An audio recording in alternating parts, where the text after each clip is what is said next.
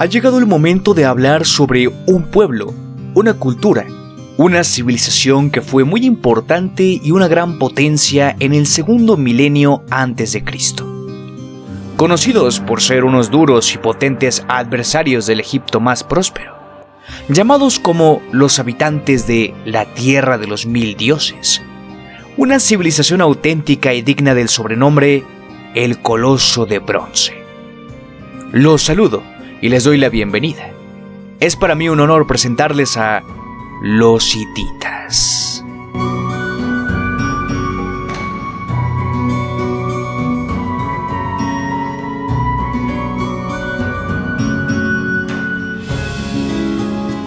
Los hititas se consolidaron como un reino poderoso y heterogéneo sobre gran parte de la antigua Anatolia y Siria septentrional entre los siglos XVII y XIII a.C., siendo una civilización rica y compleja culturalmente.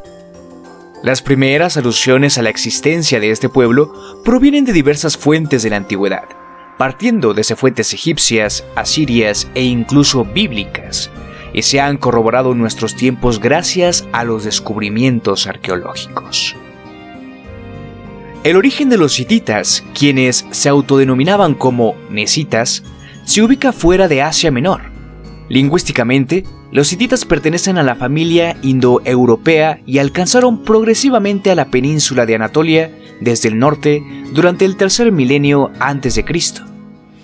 Antes de la formación del propio estado hitita, Hatti, la zona estaba poblada por habitantes prehititas, denominados como háticos, quienes conformaban una desarrollada civilización.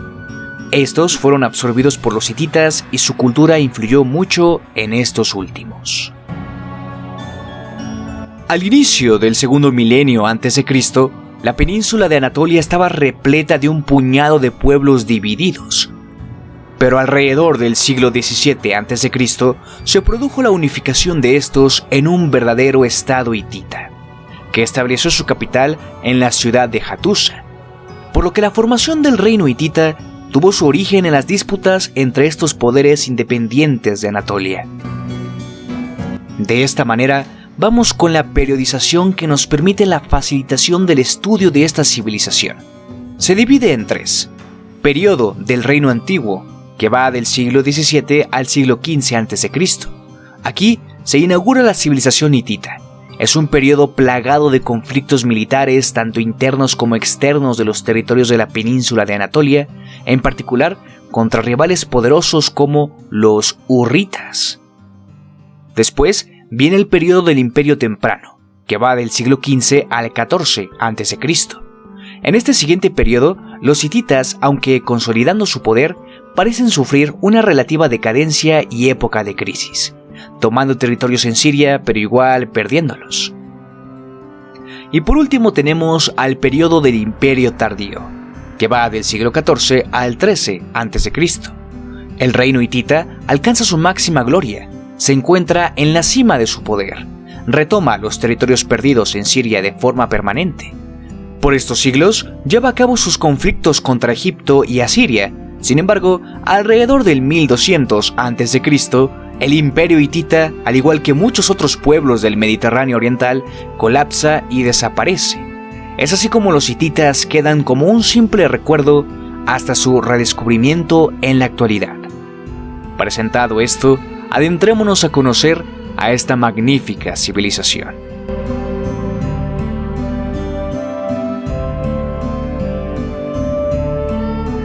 El modelo del estado hitita era uno centralizado. La figura principal a la cabeza de la pirámide jerárquica fue el monarca, y sus deberes más destacados se sintetizaban en jefe del ejército, cabeza visible de la espiritualidad hitita y administrador y juez supremo de un reino que los dioses le habían confiado para que lo gestionase y engrandeciese. Sin embargo, a diferencia de muchos otros monarcas de la época, el rey hitita nunca fue considerado un dios en vida. Fue hasta su muerte cuando pasaba a ser honrado como una divinidad más, con su propia estatua y un lugar de veneración en un templo. Debajo de él se encontraba su familia, la familia real, y para ella estaban reservados los puestos más importantes del entramado político y militar. En la estructura del gobierno del reino se establecieron virreinatos que pasaban a las manos de príncipes reales, pertenecientes a la ya mencionada familia real. Por debajo de ella estaban los grandes del reino, la aristocracia hitita, quienes tomaban el papel principal dentro de la ordenación de la sociedad. En esta minoría recaía el control de la política y la economía. Ocupaba los más relevantes cargos de administración, sacerdotales y en general del círculo inmediato del soberano en la corte. Después encontramos a los funcionarios reales, gobernadores, generales, emisarios, embajadores, etc., quienes estaban a cargo de la administración provincial como en las cortes de los virreinatos y en las de los estados vasallos. Por supuesto, en los últimos estratos de esta sociedad jerarquizada estaba el pueblo llano, la población libre. Había comunidades de aldea, constituidas por los denominados hombres de la localidad, que controlaban una parte de la tierra y actuaban con una relativa autonomía, pero estaban obligados a una serie de prestaciones en trabajo, renta y tributos a la corona. La inmensa mayoría de la población hitita vivía en el ámbito rural y era campesina. No obstante, algún grupo se dedicó a otros sectores de actividad dentro del ámbito de intercambio comercial. La dieta de los hititas era de tipo mediterráneo. Se componía de panes, derivados de los lácteos, fruta, vegetales de los huertos y la carne. Esta última no solo formaba parte de la dieta de la población, se usaba más frecuentemente en las principales ceremonias religiosas a modo de ofrendas para los dioses, junto al pan, la cerveza y el vino. Y por último, debajo de la pirámide estaban los esclavos, quienes por lo regular eran prisioneros de guerra cercanos a la servidumbre. Pero debido a las tantas guerras que el estado hitita llevó a cabo a lo largo de su historia, repoblar sus territorios debido a la muerte de sus habitantes en las batallas se convirtió en algo necesario, por lo que los esclavos muchas veces eran utilizados para este fin, suplir a los habitantes fallecidos y repoblar las extensas regiones del territorio hitita.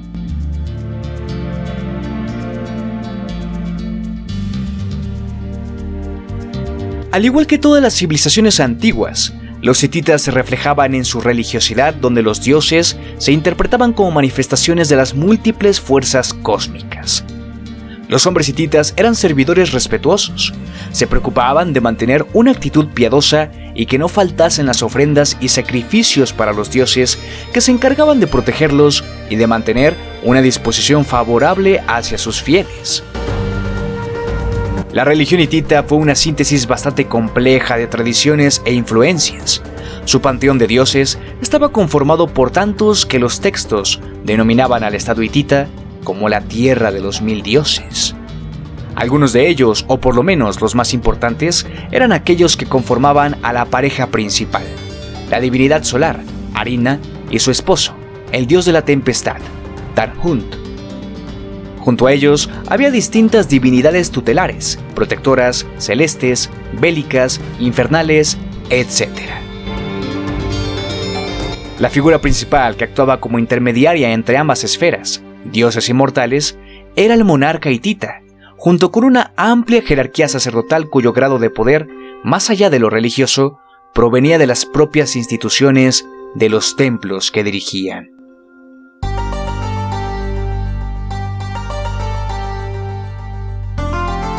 El arte hitita que ha llegado a nuestros días ha sido calificado desde el tiempo de los griegos clásicos como un arte ciclópeo, debido a la magnitud de sus sillerías y a las dimensiones y relativa tosquedad de sus bajorrelieves y algunas pocas esculturas en bulto. Estas pocas esculturas en bulto parecen haber recibido alguna influencia egipcia, mientras que los bajorrelieves evidencian influjos mesopotámicos, aunque con un típico estilo hitita caracterizado por la ausencia de delicadezas formales. Sin embargo, el arte hitita más típico se observa en los pocos elementos metálicos, especialmente de hierro, que han llegado hasta nuestros días. Aquí también se nota un arte rudo y vasto, aunque muy sugestivo por cierta estilización y abstracción de índole religiosa, en la cual abundan símbolos bastante crípticos. En cuanto a su escritura, son muy destacables los hallazgos de varios millares de tablillas y fragmentos con escritura cuneiforme, similares a las de otras excavaciones de todo el Oriente Próximo. Gracias a estas tablillas sabemos que la hitita era una lengua indoeuropea y no semítica, como es el caso del acadio, babilonio o asirio, por mencionar algunos ejemplos. La información que contienen estas tablillas hititas es muy variada. Consiste en tratados diplomáticos, crónicas, cartas, decretos reales, leyes, textos religiosos, etc. Estos documentos reciben tanto aspectos generales como particulares de su cultura, lo que ha permitido delimitar en gran medida el devenir del estado de Hatti dentro de la historia del Oriente Próximo antiguo.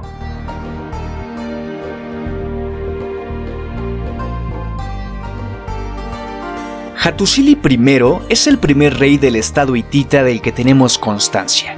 Su gobierno va del 1650 al 1620 a.C., y el monarca emprendió una serie de conquistas militares con el objetivo de controlar la región bisagra entre Anatolia y Siria, ya que a través de esta vía fluía el estaño, una materia indispensable para la fabricación del bronce, con el que se confeccionaban las armas en aquel milenio.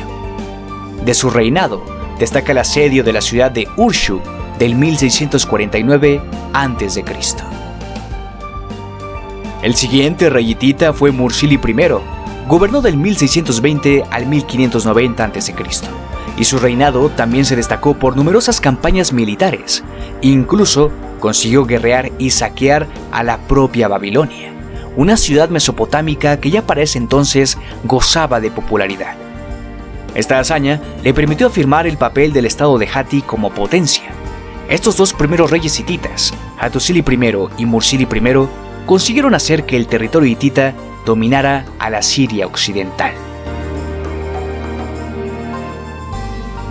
Del 1590 al 1560 reinó Jantili I, y su reinado se vio lleno de conflictos contra los hurritas.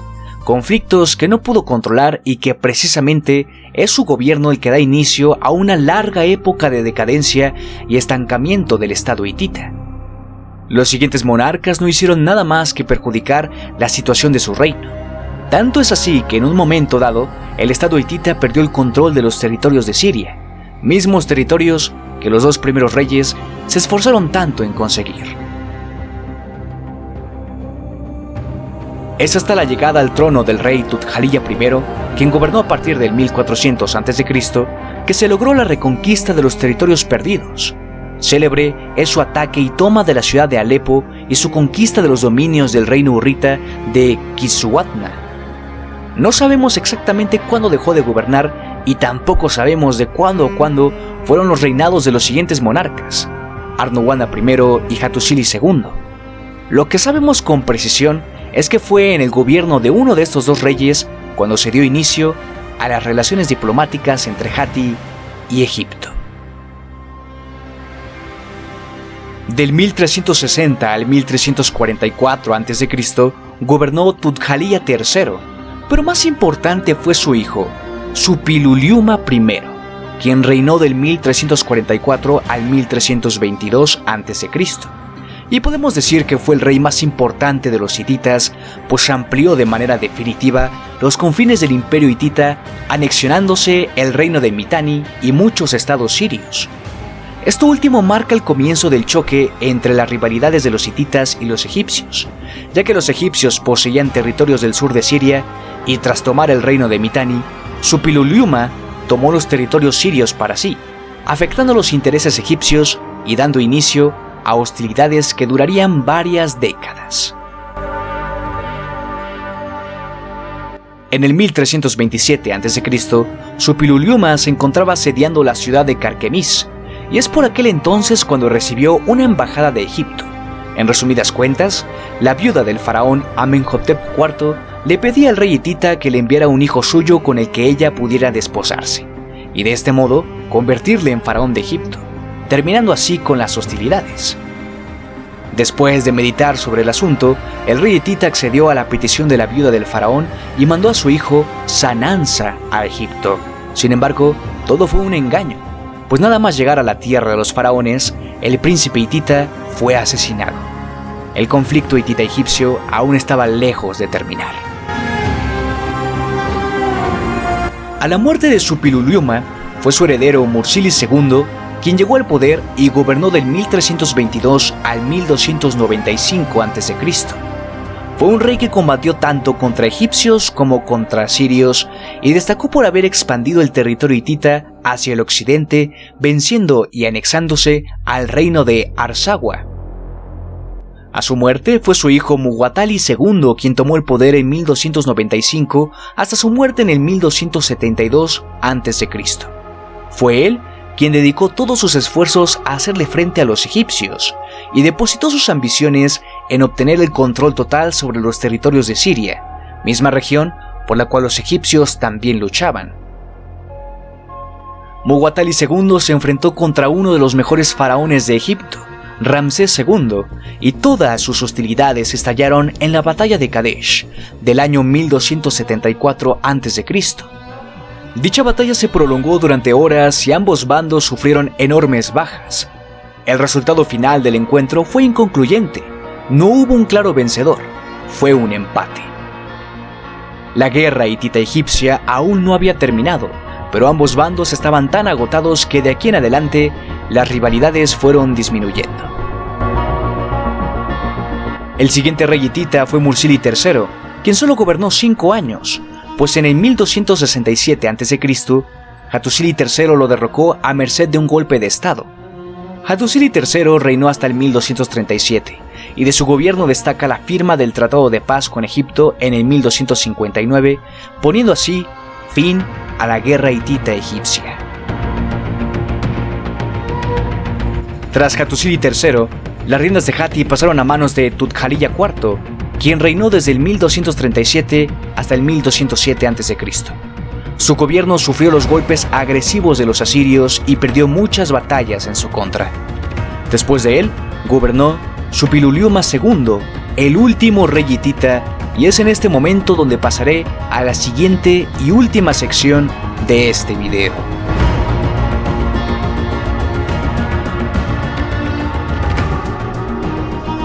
El gobierno de Suppiluliuma II coincide con un periodo de gran turbulencia y decadencia económica, política y social para el estado hitita. Buena parte de las estructuras políticas que habían prosperado en la segunda mitad del segundo milenio a.C. sucumben y se produce un colapso administrativo. Los motivos de la caída de Hatti son varias: la despoblación, el empobrecimiento progresivo, las guerras constantes y continuas y, cómo no, las invasiones de los pueblos del mar, quienes con mucha certeza pudieron aprovechar el debilitamiento de Hatti y saquearon a la par que destruyeron varias ciudades hititas de Anatolia y Siria. Sobre el último rey hitita, Suppiluliuma II, hay que decir que desconocemos su paradero. Lo único que tenemos al respecto son conjeturas, teorías. El rey, viendo el colapso de su reino, de su imperio, pudo haber tomado sus riquezas y huir muy lejos, o bien simplemente murió, sin dejar heredero alguno en el trono. Es así como el colapso final de los hititas se produjo en el siglo XII a.C. Hattusa, la capital hitita, sería más tarde ocupada por los frigios, mientras que en el resto de Anatolia y Siria se formarían nuevos reinos. Algunos fueron reinos neo-hititas, quienes conservaron un poco de la tradición hitita. Con el tiempo, y de una manera inevitable, la inmensa gloria, majestuosidad y existencia de Hatti, el gran estado, reino e imperio hitita, se convertiría solamente en un recuerdo.